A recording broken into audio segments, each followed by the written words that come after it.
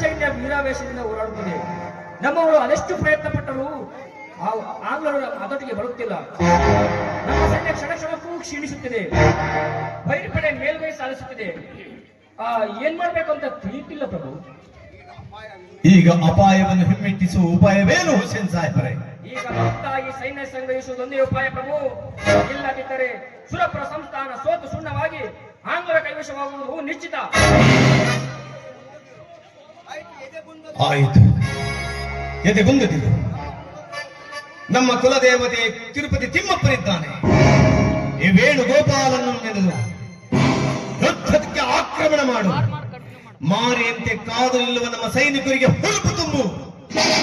ಯುದ್ಧವನ್ನು ಮುಂದುವರಿಸು.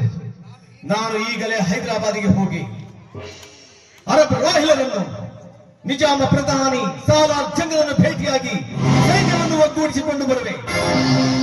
ಆದಷ್ಟು ಬೇಗನೆ ಬರುವೆ. ನಾನು ಬರುವ ತನಕ ಯುದ್ಧವನ್ನು ನಿಲ್ಲಿಸಕೂಡದು. ಅಪ್ಪಣೆ ಪ್ರಭು. ಹುಸೇನ್ ಸಾಹೇಬರೇ, ಇನ್ನೂ ಒಂದು ಮುಖ್ಯವಾದ ಮಾತು. ಹೇಳಿ ಪ್ರಭು. ನಾನು ಹೈದರಾಬಾದಿಗೆ ಹೋದ ವಿಷಯ ಯಾರಿಗೂ ತಿಳಿಯಕೂಡದು. ತಮ್ಮಿಚ್ಛೆಯಂತೆ ಈ ವಿಷಯವನ್ನು ನಾನು ಗುಪ್ತವಾಗಿರಿಸುವೆ. ಪ್ರಭು, ತಾವು ತಪ್ಪು ತಿಳಿದುಕೊಳ್ಳುವುದಿಲ್ಲವೆಂದರೆ ನನ್ನದೊಂದು ಪ್ರಾರ್ಥನೆ ಪ್ರಭು. ಅದೇನು ಹೇಳಿ ಹುಸೇನ್ ಸಾಹೇಬ್ರೆ? ಹೈದರಾಬಾದ್ಗೆ ತಾವು ಒಬ್ಬರೇ ಹೋಗುವುದು ಉಚಿತವಲ್ಲ ಪ್ರಭು. ಜೊತೆಗೆ ದಿವಾನ್ ಭೀಮರಾಯರನ್ನು ಕರೆದುಕೊಂಡು ಹೋದ್ರೆ ಅಲ್ಲಿ ಅವರಿಗೆ ಚಿರಪರಿಚಿತರಿದ್ದಾರೆ. ಸೈನ್ಯ ಸಂಗ್ರಹಿಸಲು ತಮಗೆ ಸಹಾಯಕವಾಗುತ್ತದೆ ನನ್ನ ಭಾವನೆ. ನಿಜ ನಿಮ್ಮ ಮಾತು. ಖಂಡಿತ ನಾನು ದಿವಾನ್ ಭೀಮರಾಯನನ್ನು ಕರೆದುಕೊಂಡೇ ಹೋಗುವೆ. ಜಾಗ್ರತೆ ಹುಸೇನ್ ಸಾಹೇಬರೇ, ಜಾಗ್ರತೆ.